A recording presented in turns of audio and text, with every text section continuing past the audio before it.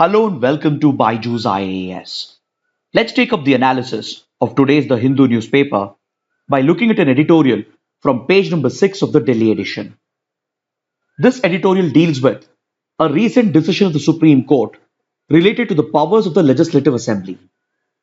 This matter came up for question in a case related to last year's Delhi riots, and it involved the Delhi State Assembly, the social media firm Facebook, and the central government. Following last year's riots in Delhi, the Delhi government and the centre were looking into allegations that social media firms like Facebook should be held accountable and responsible for carrying misinformation and rumours on their platforms, as they have a real world impact in instigating violent incidents such as riots and communal violence. In this regard, one of the committees of the Delhi Legislative Assembly, that is the Committee on Peace and Harmony, had issued summons to Facebook, and a senior official of the company was asked to appear before this committee to answer questions related to these riots and inquire whether Facebook should be held responsible for failing to curb the spread of misinformation on its platform. Following this, Facebook questioned the jurisdiction of this committee of the Legislative Assembly, and it approached the Supreme Court for help. Facebook argued in front of the Supreme Court that a committee of the Delhi Legislative Assembly was extending its reach beyond legislation, and it was trying to enter the domain of law and order, which falls under the central government as far as the Union Territory of Delhi is concerned. Facebook argued in front of the Supreme Court that this was a case of overreach by the committee of the Delhi Legislative Assembly, and hence it directly questioned the jurisdiction of the Delhi Assembly to inquire into these matters. Facebook also argued that it was governed by the IT rules, which has been notified under an act of the parliament. So essentially, Facebook was stating in court that this was a matter for the union government to look into and not for the Legislative Assembly or one of its committees. Interestingly, the same stand was taken by the central government as well, and even the centre argued that the Delhi Assembly and its committees do not have jurisdiction in this matter, as the issues in question fall under the ambit of a central law enacted by the parliament. Following these arguments, the Supreme Court ruled in a historic judgment that the powers of a legislative assembly is not just limited to law making, and unreasonable restrictions cannot be placed on the powers of a legislative assembly, and an elected body such as the legislative assembly, or for that matter even the parliament, cannot be kept confined just to the domain of law making. Because for the sake of better governance and for the sake of framing better laws, elected bodies such as the Legislative Assembly and even the Parliament, they need to go beyond the domain of lawmaking, and they may have to carry out inquiries, investigations, and examinations in order to come up with better laws for the sake of better governance. So, by making this observation, the Supreme Court recognized that legislative assemblies and as well as the Parliament, they have inquisitorial powers and recommendatory powers. And even though these powers go beyond the function of lawmaking and legislating, it still clearly falls well within the domain and as well as within the jurisdiction of a legislative assembly. Hence, the Supreme Court has ruled that legislative assemblies have extended powers, which includes the power to inquire, the power to recommend, the power to issue summons, the power to carry out investigations if required, and as well as the power to examine any witnesses. This will allow the committees of the Legislative Assembly to carry out in-depth studies and obtain enough specific and technical inputs, which would be crucial for drafting and enacting better laws. So the Supreme Court held that a Legislative Assembly cannot confine itself to its core function or to its essential function, that is just law making or legislating, because that would lead to an unreasonable restriction on the role of an elected body such as the Legislative Assembly. The Supreme Court refused to accept the argument of Facebook and the centre that a Legislative Assembly should confine itself to its core function of legislation, and it clearly recognized the inquisitorial and recommendatory powers of a Legislative Assembly. For the sake of better governance and for the sake of coming up with better laws, the Legislative Assembly has every power to carry out more in-depth inquiries and investigation, and even summon witnesses and examine them in the overall interest of framing better laws. The Supreme Court said that we need to recognize the wider array of functions performed by an elected body, such as the Parliament and the Legislative Assembly. You can't draw hard boundaries between the essential and non essential functions of these elected bodies, and it is not advisable to make such watertight compartments. As long as the Assembly is functioning within its functional mandate, and as long as it is dealing within the subject matter which has been assigned to it, then elected bodies such as legislative assemblies, they can exercise these powers as an extension of their lawmaking powers in the pursuit of better governance. But however, the Supreme Court has also pointed out that a legislative assembly cannot function like a court, meaning it can't prosecute. Just because it carried out an inquiry or an investigation, and just because it examined witnesses, doesn't mean that a committee of the assembly can prosecute, because this is solely the jurisdiction of the judiciary. Then, along with that, legislative assemblies need to respect the spirit of federalism. They can't step into the union's domain, and they can't transgress into subjects that have been reserved for the center. So, this ruling of the Supreme Court comes at a time when the union government and the state governments are already locked in a conflict over the question of federalism, and also at a time when social media intermediaries are facing increased scrutiny under the latest IT rules, where governments are seeking to hold social media firms accountable for the content that they carry on their platforms. In this ruling, the Supreme Court has pointed out that social media firms do have a higher obligation, and they need to be held responsible and accountable because the content of their platforms has a real world impact. The Supreme Court has highlighted how misinformation, rumors, and fake news that propagate through social media platforms can result in real world violence. And that being the case, governments, that is both the center and the states, and as well as the parliament and the legislative assemblies, have every right to hold social media firms accountable. And now that the Supreme Court has ruled that legislative assemblies can also inquire into the functioning of social media firms, this will open new doors, because following this judgment, even other state assemblies will be motivated to carry out similar inquiries and investigation in order to scrutinize the functioning of these social media firms. Now let's take a column from page number 7, in which the writer traces the decline of US power in global geopolitics. This column is related to a book written by the author which examines the emerging Cold War between the United States and China.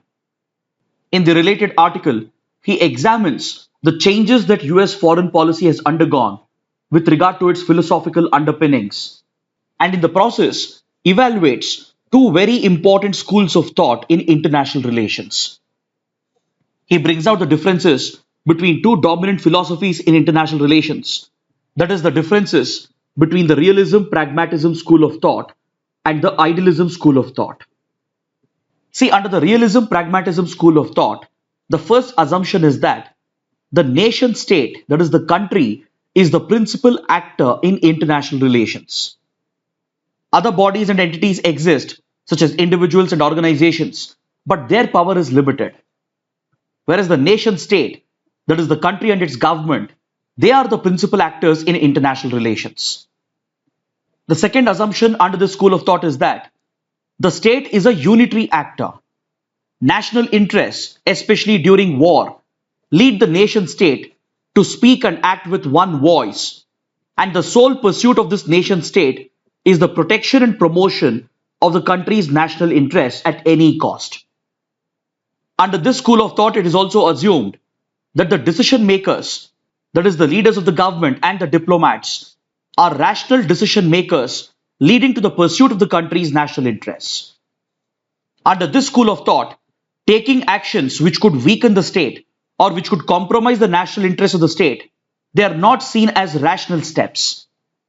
Hence, realism suggests that the leaders of the government and the diplomats, they should always help the nation state survive in a tough, competitive and hostile environment by taking such rational and logical decisions which will help the country pursue its national interests. So in this pursuit of national interests, the foreign policy of the country should not be distracted by any idealistic principles and idealistic pursuit such as morals, ethics, values, etc. So in many ways, foreign policy under the realism pragmatism school of thought is more cold-hearted and doesn't look at the world in binaries. It tries to ignore the conventional differences between good and bad and right and wrong and pursues any rational decision that will help the country protect and promote its national interests. Whereas, on the other hand, the liberal idealism school of thought is the exact opposite of realism pragmatism school of thought. Under the idealism school of thought, top priority is given to the protection and promotion of idealistic principles such as morals, values, and ethics, and sometimes this could result in the compromise of the country's national interests. To understand the differences better, we need to look at an example. Now, let's say there is a strong nation state and it is surrounded by several small neighboring countries.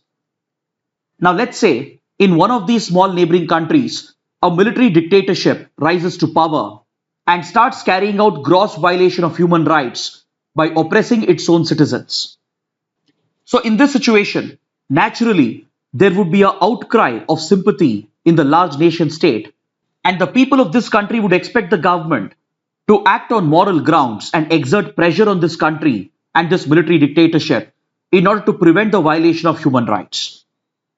So, if this nation state and its foreign policy, if it is driven by liberal idealism, then it would listen to its citizens, and based on the outcry and sympathy that has been generated, this nation state would employ its national power and its diplomatic military might to exert some sort of pressure on the military dictatorship in order to protect these people and prevent the violation of human rights. So, such a foreign policy is said to be guided by the idealism school of thought. It's a case where a government is guided by moral and ethical values and where it prioritizes idealistic principles even at the cost of compromising some of its national interests. In this pursuit, the government might even deploy its own troops in this small country to defend human rights, even at the cost of incurring huge expenses and losing its own soldiers, which could compromise the country's national interests. So, such a foreign policy is said to be guided by the liberalism school of thought and the idealism school of thought.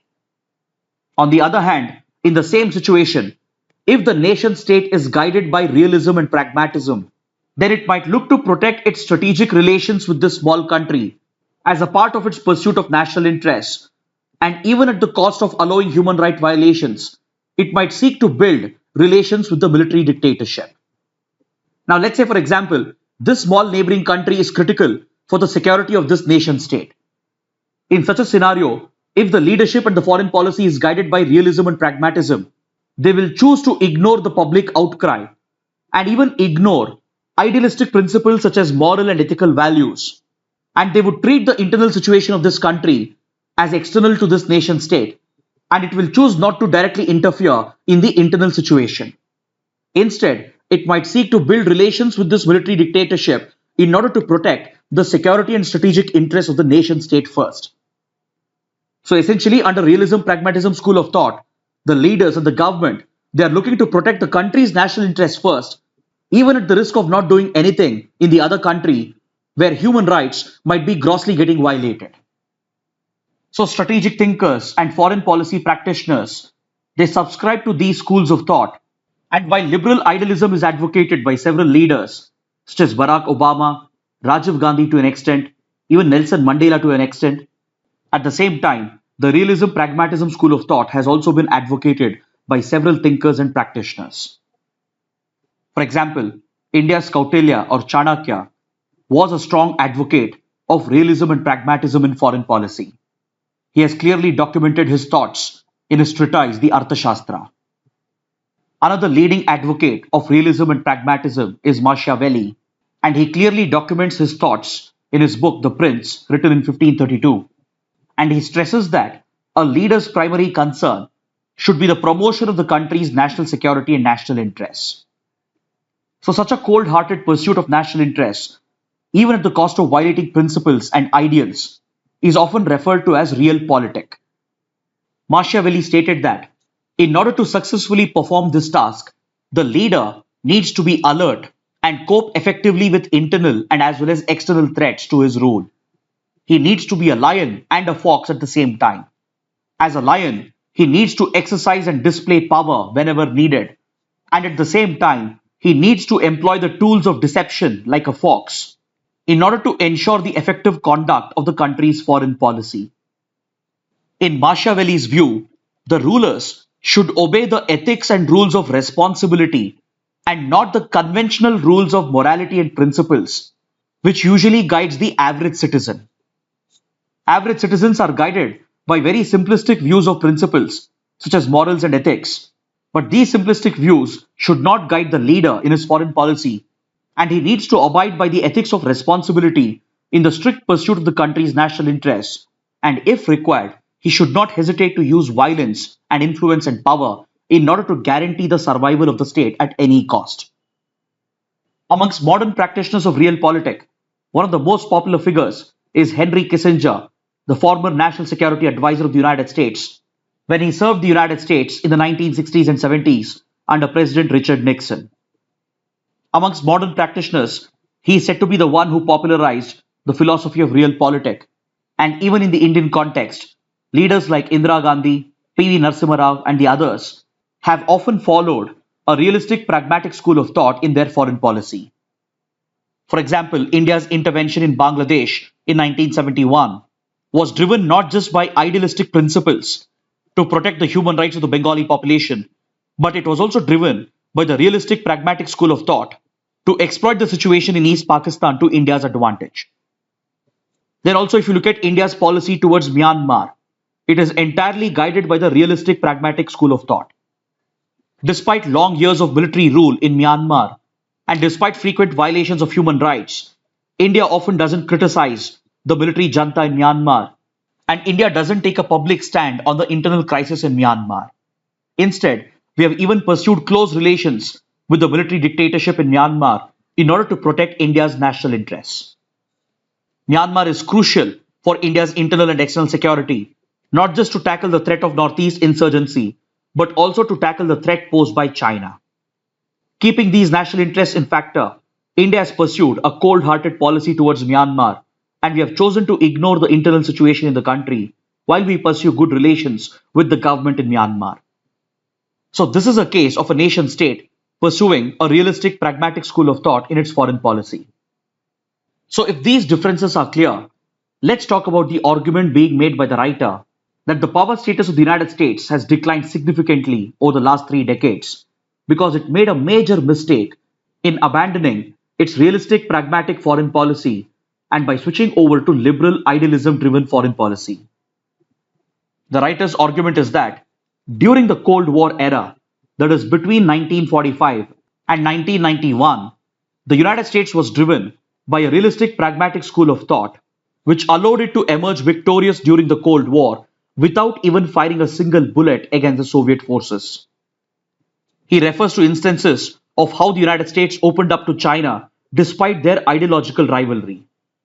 See, as China had fallen under the communist influence of Soviet Union, the US had distanced itself from China. In the 1950s, China's oppressive policies in Tibet and its gross violation of human rights had led the then US government to adopt an idealistic policy, and it had cut off all diplomatic relations with China. But in the late 1960s and early 1970s, Henry Kissinger, along with President Richard Nixon, they pursued a realistic pragmatic policy which led to the initiation of a secret opening between the United States and China. Here in this image you can see Henry Kissinger meeting Chinese Premier Zhou Enlai in 1971, which led to the reopening of diplomatic relations between the two countries. In doing this, the US was ignoring the ideological differences and it was moving away from its idealism-driven approach. By opening up to China, the US was choosing to ignore the internal oppression that the Chinese state had created in the 1950s, 1960s, and 1970s. The US chose to ignore the atrocities that China had committed internally during the Great Leap Forward, when millions of Chinese lives were lost due to the sole focus on industrialization and the neglect of the famine conditions. It also chose to ignore the Cultural Revolution, which was engineered by Mao Zedong, during which Chinese citizens were again targeted and oppressed by the Chinese state. So the US chose to ignore these internal violations, and it abandoned idealism and instead adopted a realistic pragmatic approach and this led to the re-establishment of its relations with China. With this, the US created a divide in the communist world and managed to isolate the Soviet Union, and eventually the US managed to defeat the Soviet Union with the end of the Cold War in 1991. In this entire conflict, the US had not fired a single bullet, and through such cold strategic calculations, it had managed to bring the Cold War to an end, resulting in the disintegration of the Soviet Union. So this, the writer says, was the golden period of American diplomacy, and this was a period during which US power in geopolitics was at its peak. But following the end of the Cold War in the last 3 decades, the US has largely abandoned the realist pragmatism school of thought, and instead it has switched to liberal idealism school of thought. This has led the US to get entangled in unnecessary conflicts by carrying out interventions in the name of liberalism and idealism, and on the pretext of fighting terrorism, protecting human rights, and removing dictatorial regimes. The US has carried out unnecessary military interventions around the world, starting from Afghanistan to Iraq to Yemen, where in each instance the US has suffered significant losses. And finally, the US has been forced to retreat, as being seen currently in Afghanistan. The illegitimate invasion of Iraq is another example. The American global war on terror that spreads across Africa, Middle East, and Asia is yet another example of America's interventionist foreign policy under its liberal idealism school of thought. The writer points out how the United States has dropped 1,75,842 bombs just during the period between 2004 and 2019. In a span of 15 years, the US has dropped so many bombs from the air in several countries, and this interventionist foreign policy of the US has cost the country $5 trillion, and more importantly, it has ended up killing at least 8 lakh civilians as collateral damage, according to conservative estimates. So in the name of fighting terrorism, protecting human rights, and removing dictatorial governments, the US has actually committed more atrocities, led to the deaths of lakhs of civilians as collateral damage, and more importantly, it has inflicted severe damage to its own economy, thereby weakening the internal and as well as external power status of the United States. Today, the US economy has been weakened, and not only incomes of the working class have fallen, but even US government expenditure is under severe stress. Externally, its power and image has been eroded, and yet it is still seen to be carrying out unnecessary interventionist foreign policies. For example, look at the unnecessary conflicts that the US has been picking up with Russia by trying to expand NATO into the Eastern European regions. The writer says that realistic foreign policy thinkers like Henry Kissinger and Kennan, that is George Kennan, who is yet another leading strategic thinker, wouldn't have supported such interventionist foreign policy of the United States. So in conclusion, with this switch, the United States has led to its own power decline and the compromise of its national interests, and it has even ended up eroding morals and ethical values by directly contributing to extensive civilian damage around the world. So now that the US is engaging with China in a new Cold War, it becomes all the more important for the United States to fine-tune its foreign policy and re-examine the philosophical underpinnings of its foreign policy choices. Now let's take up an article from page number 11 that is related to the ongoing dispute in the South China Sea. According to the article, China's military has stated that it drove away a US warship which had illegally entered Chinese waters near the disputed Paracel Islands in the South China Sea. This diplomatic military standoff between China and US comes at a time when we are marking the 5th year anniversary of the ruling of the Permanent Court of Arbitration, which held that China had no claim over the South China Sea.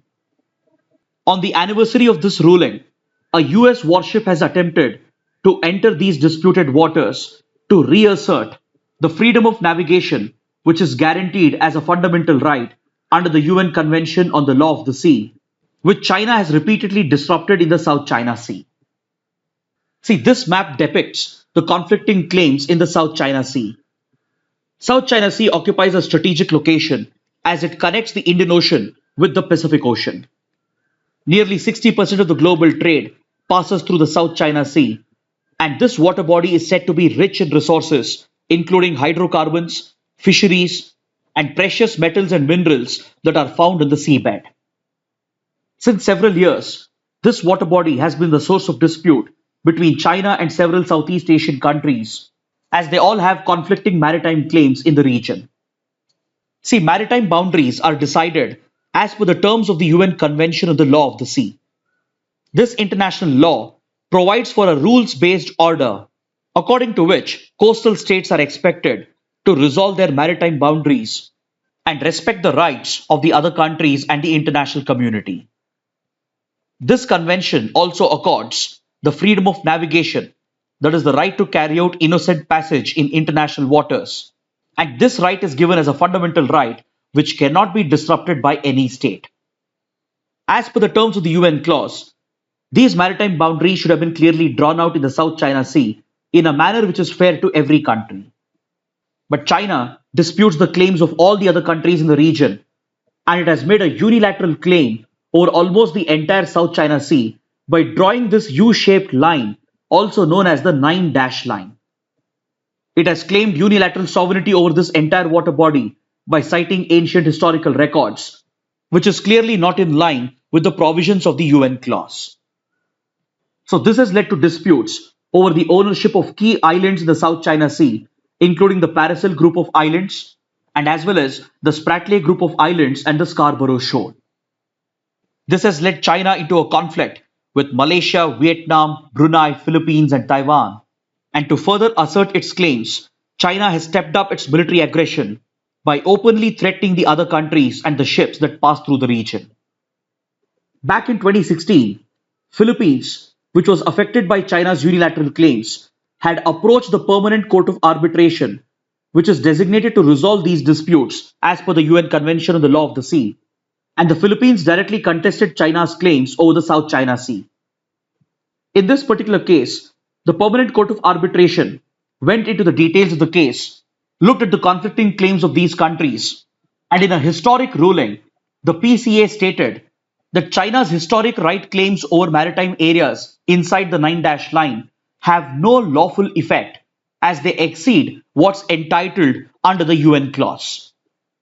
The Permanent Court of Arbitration ruled that there was no legal basis for China to claim historic rights to resources within the sea areas falling within the Nine Dash Line. It observed that China had breached its international obligations and violated the rights of the other countries, and thereby ordered China to respect the rules-based order established through the UN clause. But China, despite losing this case, refused to abide by the award which was delivered by the PCA, and it conveniently chose to ignore the judgment as the orders of the PCA are not binding on the countries. While China argued that PCA rulings are not binding, this stand has been contested by the other countries as UN clause is a part of international law and thereby a legally binding convention. So as China refused to obey these orders, the South China Sea dispute continues, and on the anniversary of this historic ruling, the United States has pushed its warships into these contested waters by claiming freedom of navigation as provided by UN clause, and China has responded to this military provocation and pushed away the US warships. Now let's look at this article from page number 8.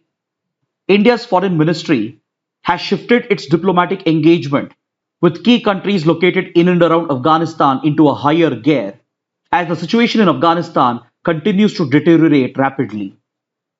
As the American troops are withdrawing from the country and as Taliban is making rapid advances in regaining territorial control, India has stepped up its diplomatic engagement with all the key countries located in and around Afghanistan. Recently, India's foreign minister met with the leaders of Iran and Russia to discuss the Afghan question, and now he is all set to travel to Central Asia to take part in the ministerial summit of the SCO, or the Shanghai Cooperation Organization, which includes countries such as Russia, China, Pakistan, and the Central Asian countries such as Tajikistan, Uzbekistan, Kazakhstan, Kyrgyzstan, and the others. India is seeking to use this opportunity to engage with all these key powers, which have an important role to play in Afghanistan, and it is seen to be pushing towards a regional solution to stabilize Afghanistan. India's topmost priority in Afghanistan as of now would be to protect its core interests, which might be threatened with a possible takeover by the Taliban.